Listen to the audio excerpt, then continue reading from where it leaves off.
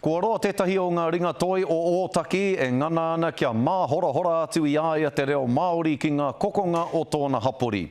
Ko tētahi o āna mahi e tutuki ai tēnei wawata ōna, he whakairi, he whakapiri rānei i etahi tohu reo Māori ki mea wāhi, ki mea pātu, ki he ake, ki he ake. Engari kāre te katoa o te hapori o Ōtaki i Tarata. I nā rā hoki kua tai atu etahi amuamu ki te kaunihera ārohe o Kāpiti me te kiake, he tuhinga anu ke e nei tohu reo Māori nei. Aneira a te o Kiwa McLean. He tohu reo Māori e whakaoreore ana i te hapori. It was time to kind of put my foot down and that's what I did. E nanai ore ana Hohepa Thompson ki te whakatangata whenua i te reo ki te hapori.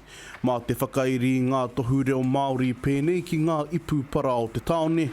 Engari e muku ana e te ringana nakia. I had my sneaking suspicions on who it was. So in baiting them in, I completely covered the rubbish bin and caught them in the act. And when I confronted the person, you know, that's when this all kicked off. Nā te toa kirihipi te amuamu i āki ki te kaunihera ārohe o Kāpiti e mea ana, he mahinga toihara ke, tēnei. They obviously are offended by it all and offended by what was done, but they're happy to sell our culture and our taonga within their store. In my views, in my whakaaro, you can't have one and do the other. So to misappropriate our culture within their store and sell our taonga, you know, that goes over the line for me. You know, I can show you graffiti. This is our reo, this is our culture. I toro atu a te karere ki taua toa kia uia rātau mō te take nei e ngari auare ake.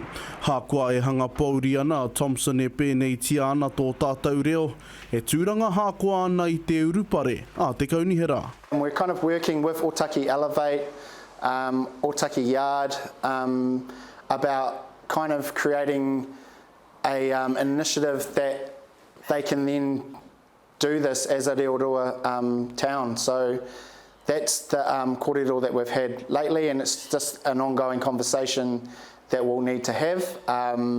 But this just highlights the need for it. Ko te hori tana inoa toi me te aha tōranga puake nei ana nei mahi. Wai hoki nā tēnei kua toko te whakaaro kia tū he whakāturanga toi a tōna wā. And so we'll be holding an exhibition called Rāpahi, in our whare toi in Ōtaki on the 17th of July, Saturday. So, you know, we've said all racists are welcome to come down here, have a kōrero, kānohi ki te kānohi, that's the way we do it. Hei tā Thompson, he nui ngā wheakoranga o roto i tēnei kaupapa, ka mutuaha kua ngā whakawhiu kaikiri, e kore rawa e mututana whakatairanga i te reo, ki te hapori whānui. Te o Kiwa McLean, te karere.